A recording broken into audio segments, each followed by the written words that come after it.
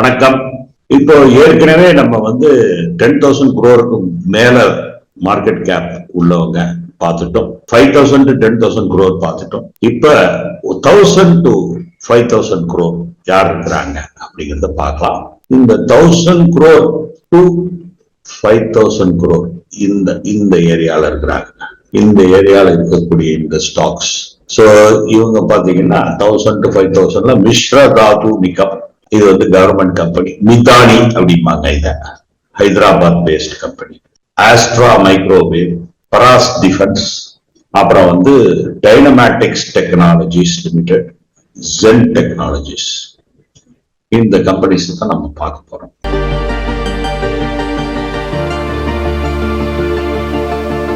ஏற்கனவே நம்ம பராஸ் டிஃபென்ஸ் பத்தி போன வீடியோல பார்த்துட்டோம்.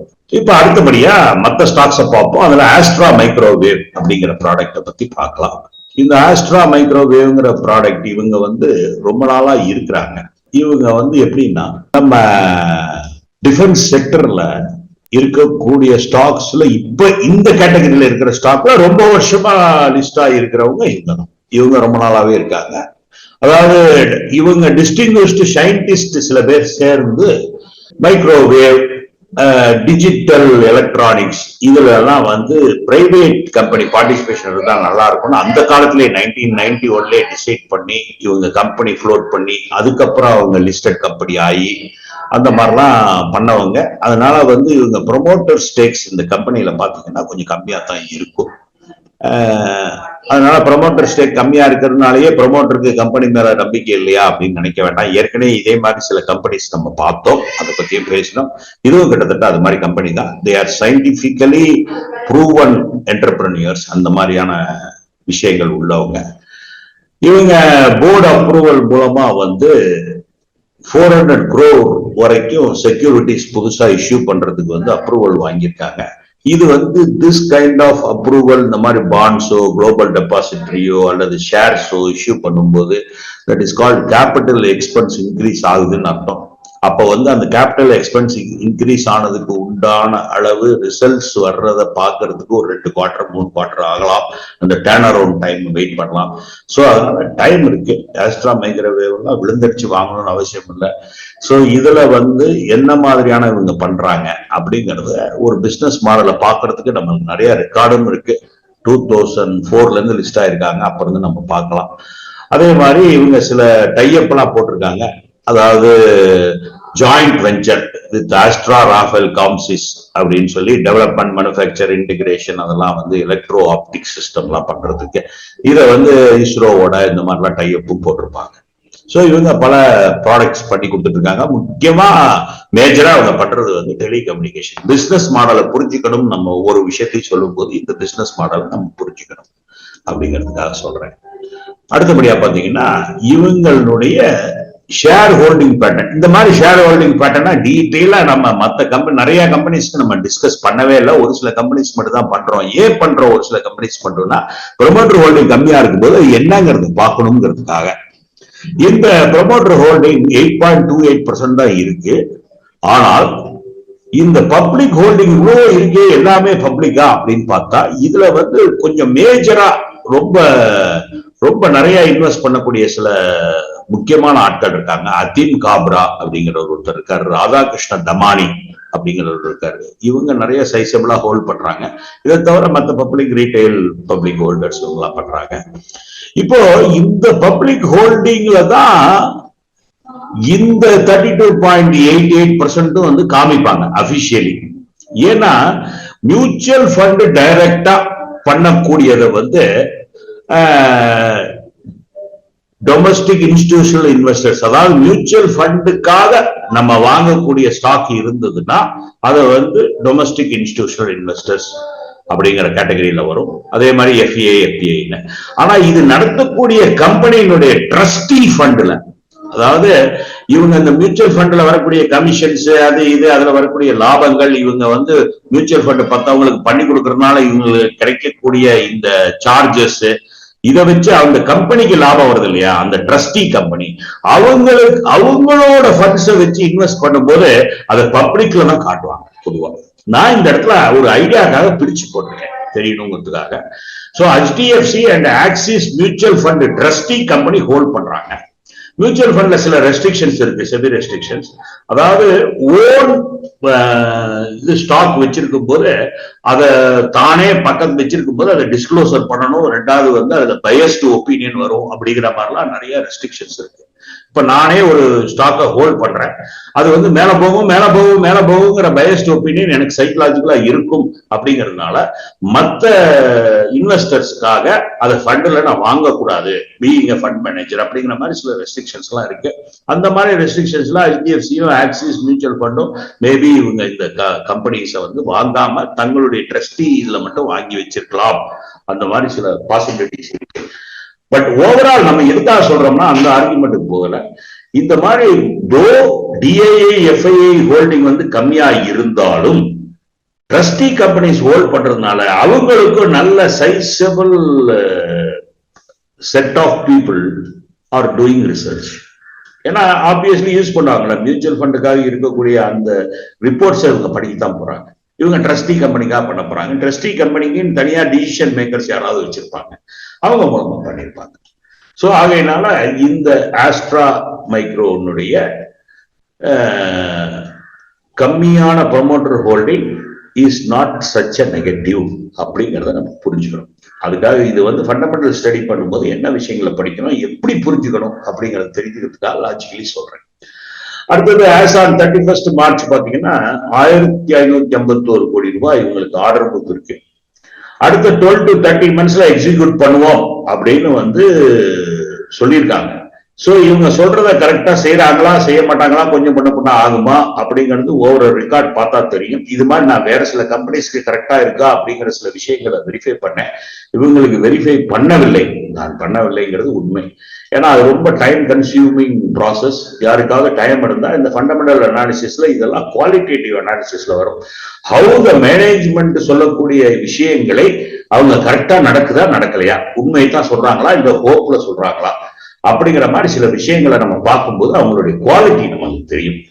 சோ இவங்க சொல்லியிருக்காங்க 12 to 30 months பீரியட்ல. இதை வெயிட் பண்ணி இனிமேல் நம்ம ஸ்டடி பண்றவங்களுக்கு இது ரொம்ப யூஸ்ஃபுல்லா இருக்கும். இப்பதான் புதுசா ஸ்டாக் மார்க்கெட்டுக்கு நாங்க வர்றோம், நாங்க ஸ்டடி பண்றவங்களுக்கு இதை நோட் பண்ணி வச்சுக்கோங்க. 12 to 30 monthsல 1551 கோடிக்கான ப்ராஜெக்ட் இவங்க எக்ஸிக்யூட் பண்ணிட்டாங்களா அப்படிங்கறத பாருங்க. குயிக்கரா பண்ணிட்டாங்களா இல்ல அதோட டைம் டிலே ஆகுதா, மேனேஜ்மெண்டோடைய கான்பிடன்ஸ் எப்படி இருக்கு, அவங்க அசஸ்மெண்ட் கரெக்டா இருக்கா அப்படிங்கிறது போக போக தெரிஞ்சு போயிடும். மேனேஜ்மெண்டோடைய குவாலிட்டி தெரிஞ்சுக்கும். சோ அடுத்தபடியா இந்த ரெவென்யூ இந்த விஷயங்கள் எபிடிடா இதெல்லாம் வந்து குரோத்ல தான் இருக்கு. அந்தபடி இது ஃபண்டமெண்டலி ஓரளவு நல்ல கம்பெனி தான்.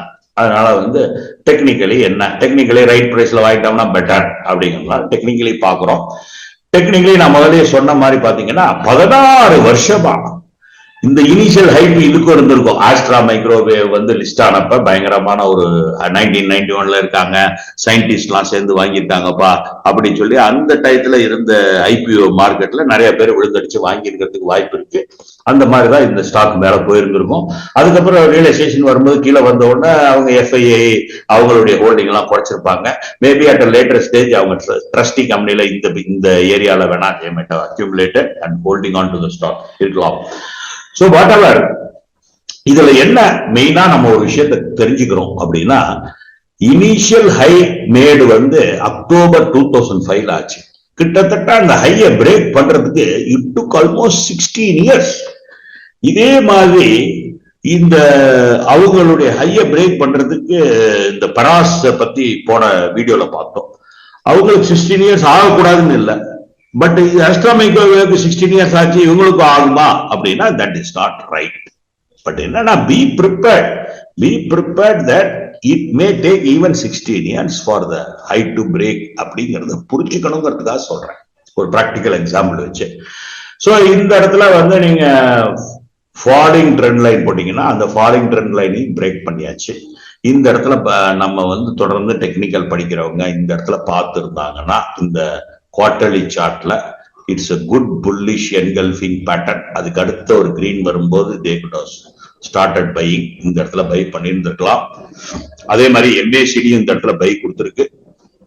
MACD still in buy mode because it's a quarterly chart, it takes time for MACD to give signals.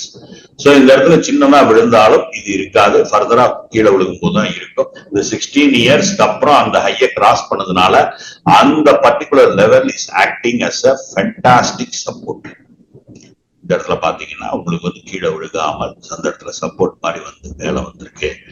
So இப்ப என்ன பண்ணலாம், இந்த இடத்துல லாங் டர்மா திங்க் பண்றவங்க maybe they can start accumulating here, not straight away buy. அவங்களுடைய risk reward எப்படி இருக்குங்கிறத பார்த்து இது வந்து நம்ம ஒரு குவார்டர்லி சார்ட்டை வச்சு நம்ம ஸ்விங் ட்ரேட் பண்ண முடியுமா அப்படின்னா பண்ணக்கூடாது. குவார்டர்லி சார்ட் எதுக்காக போடுறோம் அப்படின்னா ஓவரால் ட்ரெண்ட் எப்படி இருக்கு, இந்த மாதிரி பல விஷயங்களை தெரிஞ்சுக்கிறதுக்காக தான். நமக்கு சைக்கலாஜிக்கலி நம்ம மைண்டை வந்து மேக்கப் பண்றதுக்காக தான். It may take even 16 years for the previous side. Think about a person who has bought here. இந்த இடத்துல வாங்கினவர்கள் லாபம் 16 வருஷம் கழிச்சு தான் வந்திருக்கு, லாங்கர் டேர்ம். அப்போ 16 வருஷங்கிற longer term. So in between வந்து அவர் மறுபடியும் அக்யூமுலேட் பண்ணிருக்கலாம், பண்ணாமல இருந்திருக்கலாம். We do not know. நம்மளுடைய பாயிண்ட் என்ன சொல்ல, இந்த பீரியட்ல கம்ப்ளீட்டா இவங்களுக்கு வந்து டிவிடெண்ட்ஸ் கிடைச்சிருக்கலாம். சோ அந்த மாதிரி அவங்க சும்மாவே உட்கார்ந்துருக்க போறதுல ஏதோ ஒரு ஏர்னிங் கிடைச்சிருந்திருக்கும் அப்படிங்கிறது ஒரு பாயிண்ட். லாங் டேர்ம் இன்வெஸ்டர்னுடைய mind set is different. So அந்த மைண்ட் செட்டுக்கு நம்ம ப்ரிப்பேர் பண்ணும்போது வெல்த் பில்டிங் வந்து கன்ஃபார்மா இருக்கும். Though it is late, it will be latest அப்படிங்கிற மாதிரி. சோ இந்த 55 குவார்டர்லி மூவிங் ஆவரேஜ், இந்த ப்ளூ லைன் 55 குவார்டர்லி மூவிங் ஆவரேஜ்ல ஒரு நல்ல சப்போர்ட் கிடைச்சிருக்கு. அடுத்தபடியா இந்த ட்ரெண்ட் லைனும் நல்ல ஸ்ட்ராங்கா கிராஸ் பண்ணதுக்கு அப்புறம் it has moved up. இந்த previous high is acting as a very good support level. Resistance இருந்த லெவல் இப்ப சப்போர்ட் ஆயிடுச்சு. இது வந்து குவார்டர்லி சார்ட்ல பாக்குறோம். அடுத்ததா மந்த்லி சார்ட். இந்த மந்த்லி சார்ட்ல 55 மந்த்லி மூவிங் ஆவரேஜ்க்கு மேலதான் ட்ரேட் ஆயிட்டு இருக்கு. ஆனா MACD வந்து ஓவர் பாட்ல இருக்கு. It is showing, it is likely, இது வரைக்கும் செல் மோடு காட்டல, செல் வந்த மாதிரி வந்துட்டு மறுபடியும் பை ஆயிடுச்சு. இந்த இடத்துல இப்படி வந்துட்டு இப்படி போயிடுச்சு. சோ இந்த இடத்துல செல் வர மாதிரி வந்துட்டு, அதே மாதிரி இப்பயும் செல் வர மாதிரி இருக்கு. மேபி மறுபடியும் இதே மாதிரி போகலாம், அல்லது மறுபடியும் செல் வரலாம். எப்படி இருந்தாலும் இந்த 55 மந்த்லி மூவிங் ஆவரேஜ் ஒரு சப்போர்ட் கொடுக்க வாய்ப்பு இருக்கு. அதனால மறுபடியும் நான் சொல்றது என்னன்னா, அக்யூமுலேஷனை தான் இது வந்து காட்டுதே ஒழிய இட் இஸ் நாட் ஷோயிங் பக்காவா பை பண்ணி ஒரு ஸ்விங் ட்ரேடு இது பண்றதுக்கு இந்த monthly chart is also not useful. அடுத்தபடியா வீக்லி சார்ட்டை பாக்குறோம். வீக்லி சார்ட்ல பக்காவா MACD is in sell mode, மறுபடியும் பை மோடுக்கு வரும் வரை வாங்க வேண்டாம். என்னதான் 55 மந்த்லி MA வந்து weekly moving average 233 weekly moving ஆவரேஜ்க்கு மேல இருக்கு. அது இந்த இடத்துலயே வரும்போதே வாங்கினவங்க they would have made good profits. But இந்த இடத்துல நம்ம வாங்க தவறி இருந்தால் better wait for next signal. இந்த பொறுமை இருக்கிறவங்க தான் நிறைய வெல்த் பில்ட் பண்ண முடியும். அதாவது ஆல்வேஸ் ட்ரேட் பண்றவங்களை விட ட்ரேட் பண்றதுக்கு வெயிட் பண்ணி ஒரு பர்டிகுலர் கான்செப்ட்ல ஒரு பர்டிகுலர் விஷயத்தை பிரகாரம் பண்றவங்களுக்கு நல்லபடியா வெல்த் பில்ட் பண்றது நிதர்சனமா நடந்திருக்கு. நான் பல பேரை பார்த்திருக்கேன். சோ இந்த அஸ்ட்ரா மைக்ரோவேவ்னுடைய டெய்லி சார்ட் எடுத்து பாக்குறோம். டெய்லி சார்ட்ல வந்து MACD வந்து பை மோட்ல வந்திருக்குது. ஆனால் ஒரு முக்கியமான விஷயம் நடந்திருக்கு. இதுக்கு முன்னாடி போன அந்த அப்ஸ்விங், அதுக்கு இந்த கரெக்ஷன் வந்து 61.8க்கும் 38.2க்கும் நடுவுல கன்சால்டேட் ஆயிட்டு இருக்கு. இதுக்கு நடுவுல இருக்கு. அதே மாதிரி இன்னொரு முக்கியமான விஷயம் நடக்குது. 55 டெய்லி மூவிங் ஆவரேஜுக்கும் 233 டெய்லி மூவிங் ஆவரேஜுக்கு நடுவுலையும் இது ஊசலாடிட்டு இருக்கு. சோ இப்ப என்ன பண்ணலாம், இது டெய்லி சார்ட் கம்பேரிட்டிவ்லி கம்மி பீரியட வச்சு பார்க்கிறோம். சோ இந்த விஷயத்தை நம்ம யூஸ் பண்ணிக்கிட்டு இந்த இடத்துல அக்யூமுலேட் பண்ணலாம். அக்யூமுலேட் பண்ணுவது நமக்கு யூஸ்ஃபுல்லாக இருக்கும். மேபி அடுத்த குவார்டர்லி ரிசல்ட் வரும்போது நல்ல ரிசல்ட் இருந்தா மேபி மேல பிரேக் அவுட் ஆகலாம், கீழே பிரேக் டவுன் ஆகக்கூடாதுன்னு ஒன்னும் ரூல் கிடையாது, ஆகலாம். பட் இருந்தாலும் இந்த 55 MA 233 MA 61.8% retracement for this and buy mode in MACD, all these things indicate நமக்கு வந்து ஒரு நல்ல அக்யூமுலேஷன் ஏரியா கிடைச்சிருக்கு அப்படிங்கறத சொல்லுது. இந்த அக்யூமுலேஷன்ல நமக்கு ஒருவேளை ஆப்பர்ச்சுனிட்டி கிடைத்து மறுபடியும் செல் வரும்போது அந்த இடத்துல ஆவரேஜ் பண்ணி நம்மளுடைய ஆவரேஜ் பிரைஸை கொண்டு வரலாம். கொஞ்சம் கொஞ்சமா we can build this stock over for a long period. So இது வந்து நம்ம ரெண்டாவது, அதாவது 1000 crore இருந்து 5000 crore இருக்கக்கூடிய மார்க்கெட் கேப் உள்ள ஸ்டாக்குகள்ல ரெண்டாவது ஸ்டாக்காக இந்த ஆஸ்ட்ரா மைக்ரோவேவை பார்த்திருக்கோம். அடுத்த வீடியோல நம்ம மிஸ்ரதாது நிகம், மிதானி என்று கூறக்கூடிய மிஸ்ரதாது நிகம் பத்தி பார்க்கலாம். நன்றி.